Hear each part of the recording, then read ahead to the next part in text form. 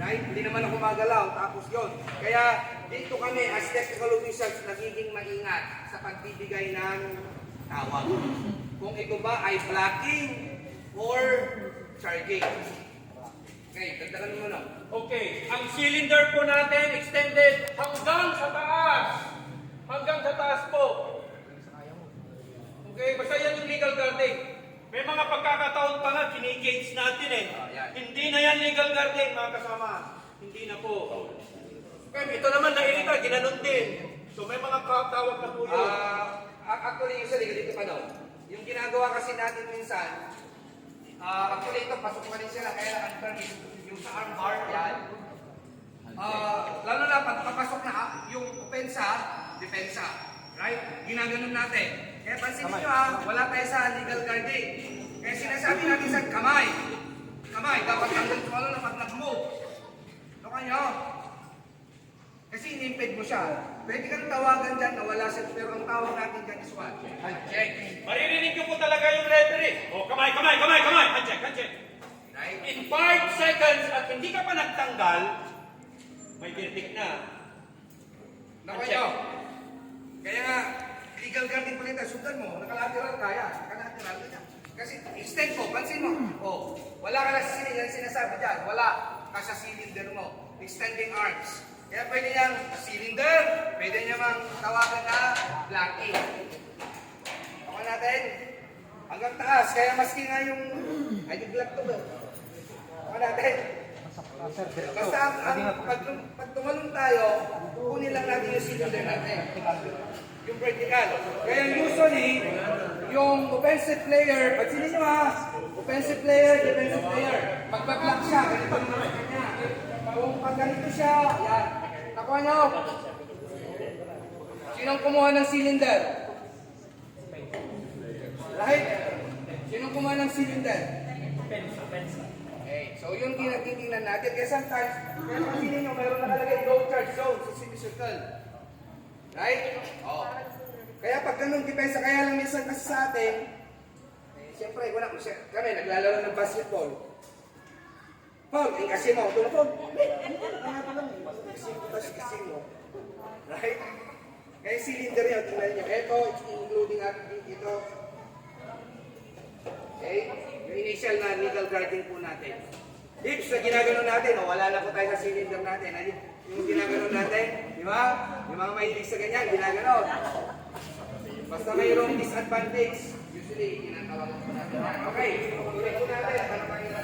Again, pag may bola kasi, okay lang yung ganyan. Yung pinapakita doon, cylinder po pa yan. Right? Kaya nga pag kasi mo, malayo ka na.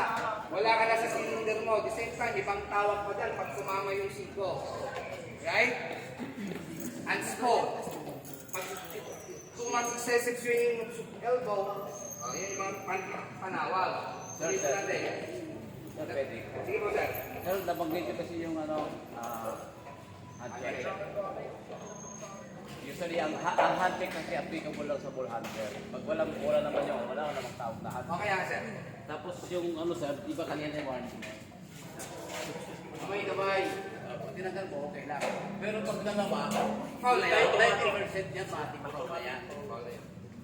Applicable po yung sergeant, tama po yung sinasabi niya. Kasi sabi ko nga, si Kuya Ronald na hawak ng bola. Hindi naman pwede yung dinidibit sa akin dito, wala pa lang kahit ulo. Okay pa lang yan eh. Hindi pa lang siya nag-move. Right? Okay pa lang yun. Pero applicable talaga yun is yung may hawak ng bola. For instance, ako yung point guard. Di ba usually ginagawa na. Once na nag-move at nakadikit ka pa rin, handshake. Pero pag dalawa, matik, foul yun. Ano ba yung handshake na iba? Pag armbar, Pag hindi niya ang binibitawan lang. itas ng isang libid na yung Oo. may part ng arm.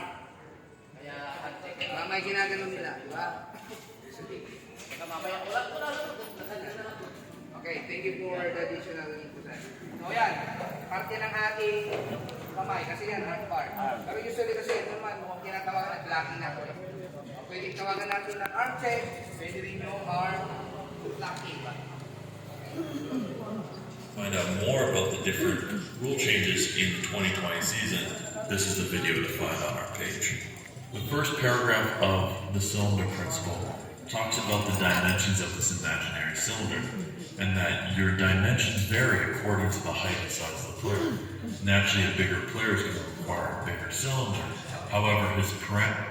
Okay, sabi niya, kung mas malaki yung player, mas malawak yung kanyang, mas malaki yung kanyang cylinder. Yung makokopya niya, of course yan, pag malaki. Pag maliit, mas maliit din yung kanyang cylinder.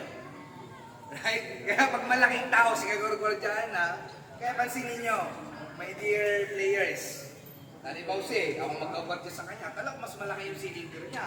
Kaya pag nung magnangas siya, cylinder niya, kukunin ko. Nakuha nyo? Ayan ang explain po dyan.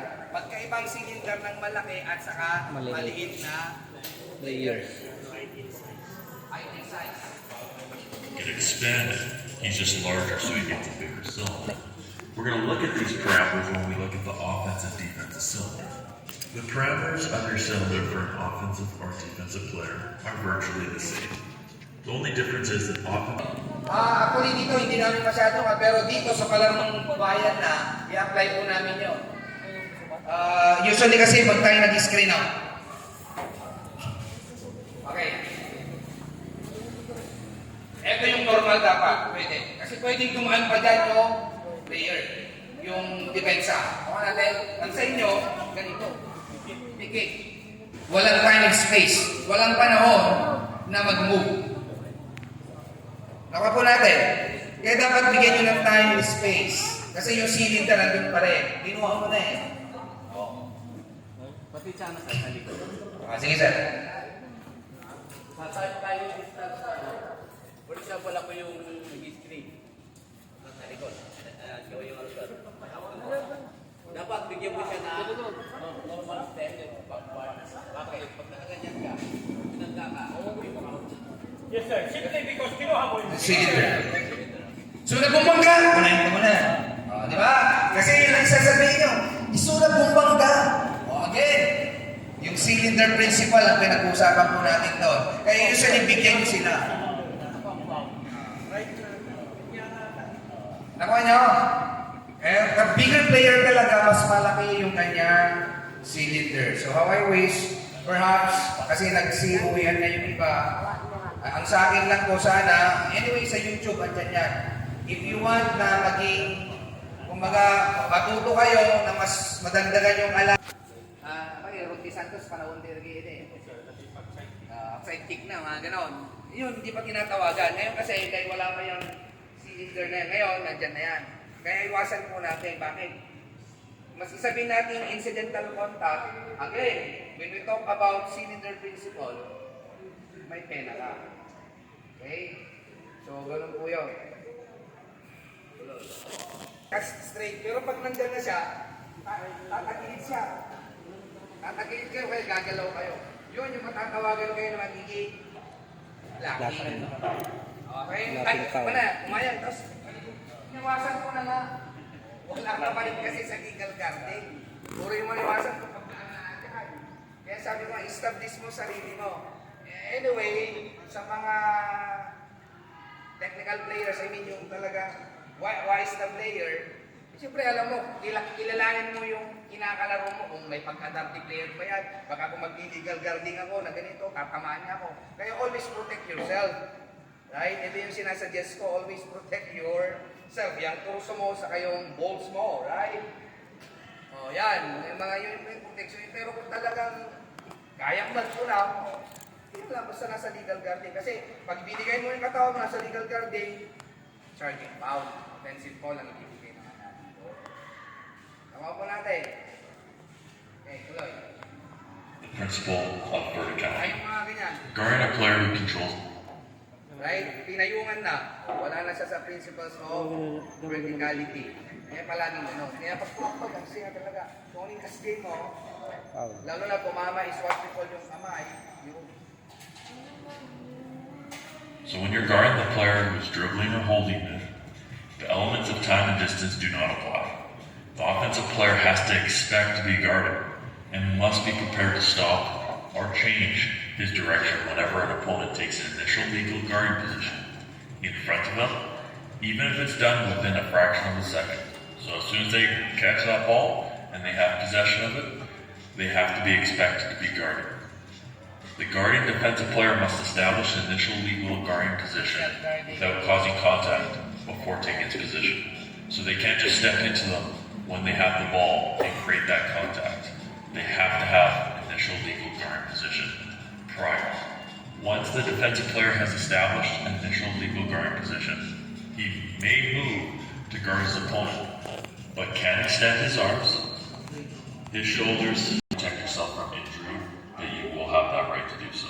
Now we're looking at the off-ball situations. So when you guard a player that doesn't have the ball, they are entitled to move freely on the playing court and take any spot that's not already occupied by another player. When this really comes into play is jamming the cutter off ball and jousting for post position. When you're guarding the post, you can move around them, as long as that's your goal, is to get around and try to stop the position, but you can't push them off the spot, and the offensive player can't push you off your defending spot. That is not allowed. When guarding a player who does not control the ball, the elements of time and distance will apply in this scenario. A defensive player cannot take a position so near or so quickly in the path of a moving opponent that the latter does not have the time or distance to either stop or change their direction. So you have to give them some movement and some ability to stop and change direction if you occupy the spot. And that just comes in the next statement that distance is directly proportional to the speed of the opponent, but never less than one normal step.